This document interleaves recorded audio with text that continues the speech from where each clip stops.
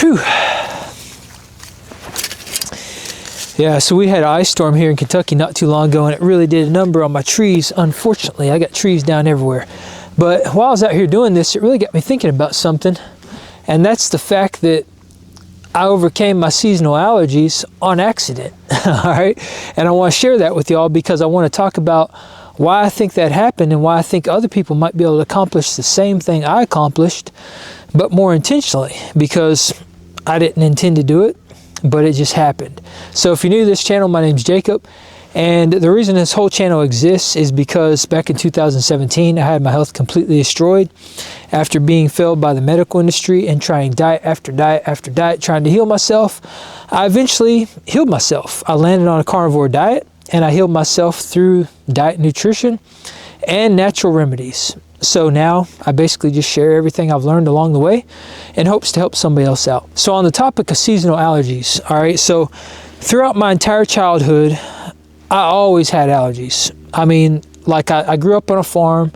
I actually grew up very, very healthy. I mean, I ate fantastic food. My mom, she's an amazing cook. You know, a lot of the food that she cooked for us came straight from the farm, and we got 3 balanced home-cooked meals every single day. And that's how I grew up. I didn't have much access to junk food or a lot of hyper-processed food. It was all home-cooked stuff. So I was pretty healthy growing up, but I did have pretty severe seasonal allergies, to the point to where it was like my mom talked about taking me into the doctor and having me get like an allergy shot a couple times because my allergies would get so bad. And you know, growing up on a farm, we were always like cutting hay and putting hay up in the barn and doing all this stuff outside. And I would get wrapped up in that hay sometimes, being like up in the loft of the barn, and there's like dust and stuff coming off of it. And it would be a real nightmare for me. I would get like hay fever where I'd come out, just couldn't even see. My eyes would be all swelled up, sneezing my head off, nose running, like almost like hives and stuff breaking out on my body. It would be that bad. So that's the kind of stuff I grew up with. And as I got older, my allergies never really subsided. They were always the same. And leading up to me getting sick in 2017, my allergies actually started to get progressively worse. So one of the things I started suffering from was extremely bad throat itching. I'm talking like, there were like 2 or 3 years where I just wanted to take a fork and just shove it down my throat and just itch the back of my throat because it was that freaking bad. And my nose was always inflamed and clogged up. I always had, you know, just phlegm and stuff coming out. The back of my throat was always really red and inflamed. And I'm talking year round too. This is not just seasonal, so it actually did get progressively worse. But, you know, throughout my teens into my mid to late 20s, I relied very, very heavily on Claritin D. And I used Claritin D so much that they actually ended up blacklisting me, because I guess if you reach a certain threshold, you have to get a prescription. And I guess they can, you know, they make like methamphetamines or something with that crap, or it's one of the ingredients in methamphetamines. So they will cut you off thinking that you're abusing it unless you have a prescription. So every single year, like, you know, before the spring season even started, because my allergies would start in like January, February, I would get blacklisted. And I refused to go to the doctor because I've always been that way. I just don't like going to the doctor. So I never got a prescription for it. I would just wait until I got blacklisted. And then I would switch over to the non-D kind, which doesn't work really at all. And I would just suffer through the allergy season. So that was my life. It was basically life with allergies, seasonal allergies, year-long allergies, whatever you want to call it. I had pretty bad allergies. And then also leading up to the point where I got sick, I started getting food allergies. So the first thing I became allergic to was shrimp.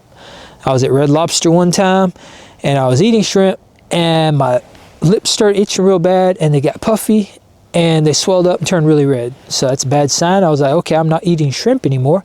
Well, then came peanut butter. Started getting allergic to that. And then came a bunch of other stuff that I never expected, like pretty much every other nut, a lot of different kinds of grains, and dairy. That's the big one. Conventional dairy, and this happened when I got really, really sick, is that every time I would consume conventional dairy, I had severe reactions. All right, I'm talking the last time I consumed conventional dairy, which was actually when I was very ill. It was at the very, very start of me being very sick. I drank, it was maybe a cup of kefir, okay? Just a cup of kefir, and I'm talking like conventional kefir, not raw kefir like the stuff you buy in the grocery store. I consumed like a cup of that, and within 15 minutes, I had blisters around the insides of the gums of my mouth, like between my gums and my cheek, all over my mouth. I had these big knots that came down on the roof of my mouth, and it felt like my mouth was on fire. Like it literally felt like somebody poured hot coals in my mouth. That was a horrible experience. And like the blisters and stuff lasted for like a week before it finally went away. It's a very severe reaction to dairy. I don't know anybody else that's had that kind of reaction, but that's what I had. So I had to swear off of a bunch of foods for many, many years, even after I started to heal, because it took me a while to heal all those crazy issues. Hello from further up the trail. So this is Future Jacob, and I forgot to mention something that's very important. So when I was very, very sick, and I mentioned that I had all kinds of like new food sensitivities and stuff, what I think was going on there, what I know was going on there, that was more of a toxic burden in my gut. So what was happening is I ended up developing leaky gut. All right, so when I would consume food, the very high inflammatory food would essentially permeate my gut lining and get into my bloodstream, and then my body would freak out and I would have an autoimmune response, basically signaling that there's a lot of foreign invaders coming into my body. And I had very, very severe allergic reactions to a lot of different foods. So I had my seasonal allergies, plus my, food allergies and all the other stuff on top of that. And it's not a good scenario. So anyway, I wanted to throw that in there and clear that up because I think that's very, very important. And now I'll pass this back over to my past self. But of all the things I tried throughout my childhood, I tried like local honey, because local honey is supposed to be really good for allergies. I tried different kinds of medication, different kinds of antihistamines, all these different things, and nothing ever worked. Until I went carnivore, until I healed my body. And that's the point I really want to dive deep into, is why I think carnivore allowed me to overcome my seasonal allergies. And I think there's a lot of reasons for that. Like I mentioned before, throughout my childhood, I ate a very healthy diet, but my diet was pretty high in grains. It was pretty high in vegetables, leafy greens, and just a bunch of stuff that I don't think we necessarily need as a species for the most part. And while, yes, I did have meat in my diet every single day, I would say that probably 75% of my diet was other stuff. And for me personally, my background is actually Cherokee Indian. I don't think my ancestors ate that much grains, and I don't think they ate that much vegetables. So they were focused probably primarily on meat. And I think meat is probably the thing that resonates most with my body. And when I consume it, my body's at peace. So by cutting out all these other foods, I essentially cut out phytochemicals. I cut out plant toxins. And I think for me personally, and probably for a lot of other people, those phytochemicals can cause somewhat of an autoimmune response in your body. And it's just a form of low-grade inflammation. And that low-grade inflammation, when you're also inundated with, environmental factors like allergens, it can be too much for your body to bear and essentially lead to you having allergy-like symptoms. It's your body's response to foreign invaders. And when you have foreign invaders attacking your system, your body has an inflammatory response and tries to get that stuff out of your body and tries to remedy the situation. And that's what leads to allergies. So I think by cutting that stuff out and focusing on only meat, it was able to just baseline my immune response in general and just put my body in a very low inflammatory state. And another big one for me, because this is something I used to consume pretty much every single day as a child, and even throughout my, teens and early 20s and stuff, is conventional dairy. I consume conventional dairy pretty much every single morning for breakfast, and that continued pretty much my entire life, all the way up to the point where I got sick.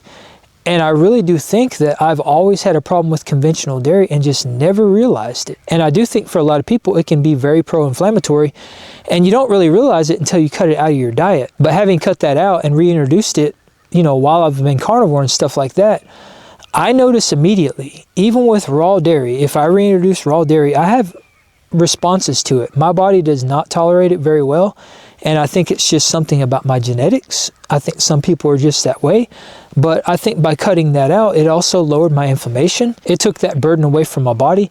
It lowered my immune response that was probably going on in my body every single time I consumed it. And I think it really also helped to baseline my immune system and just put my body in a low inflammatory state, which essentially is just lowering my toxic burden. And that's where I think carnivore is really powerful, is that when you lower your toxic burden, then your body can actually handle being inundated by environmental factors, because you're not constantly putting foods in your body that cause low-grade inflammation, and it's just less stuff that your body has to deal with. And I think the same can be said about the vegetables I was consuming when I was a kid, because, you know, I would consume those vegetables, and there were some vegetables I just didn't like Brussels sprouts. My mom was always trying to force Brussels sprouts on me. And if you're old enough to remember the actual Brussels sprouts back before they like genetically modified them and stuff, they were horrific. I mean, they were like so bitter. I could not stand the taste of those things. And I think that's a pretty good indicator when your body says, hey, this is really freaking bitter. You're not supposed to consume it. But, you know, we're told these things are healthy, so we eat it anyway. And at the time when I was eating this stuff, it didn't seem to cause any problems for me. And I would say that in general, it probably didn't. But again, when you have these environmental factors that are getting tacked on top of that, it's too much for your body to handle. And I think that's where your body basically becomes overwhelmed, and you have allergic responses. You have allergies. And I've been carnivore for 6 years now. And for the entire 6 years I've been carnivore, I do not have seasonal allergies. I don't have to rely on Claritin D. I don't have to rely on medication. It's just not something I have to deal with. And for me, that is an amazing thing. Because, you know, allergies suck. I'm sure if you deal with allergies, you'll probably know that. And if you can get rid of them, it's great, because allergies is something that is kind of considered incurable. It's just something that we assume we're going to have and that we're going to live with, and we just kind of accept it. But the fact that we don't have to accept it and there might be a way out of it is freaking awesome. So if you're dealing with seasonal allergies, I would highly recommend doing an elimination diet. Just go carnivore for like 90 days and cut all the other stuff out and see if your allergies improve. And if you can do that around the time when allergy season hits, that's really going to give you a good indication on whether or not your seasonal allergies are from something you're consuming. And if you cut all that stuff out and you go carnivore and your allergies improve, then that would be the place where I would reintroduce foods one by one and just kind of gauge your body's response to find out what foods work for you and what don't. And that's where I think carnivore can be an amazing tool, because it is a fantastic elimination diet. It's a really good way for you to find out what works for you and what doesn't. And for a lot of people, they'll go carnivore and they'll decide, I feel freaking fantastic. All the benefits aren't worth adding these foods back in, and they'll just choose to remain carnivore indefinitely. That's exactly what happened with me. But if you're the type of person that likes to have variety in the diet and you enjoy those other foods, I think that's a perfect way to do that. So that's been my experience with seasonal allergies. That's how I basically cured them on accident. It was totally unintentional. But if you're dealing with seasonal allergies, I do feel for you. And that might be something you want to consider, because of all the things I tried. Adopting a carnivore diet and cutting all that stuff out, the stuff that I didn't know was problematic, has been the thing that's been the most impactful. But I'm going to get back to hacking this tree down. I'm burning daylight here, and I got a lot of these babies to cut down. And yes, I'm using a handsaw. I could take the easy way out, but why do that when I can move my body? Until next time. All right, peace out.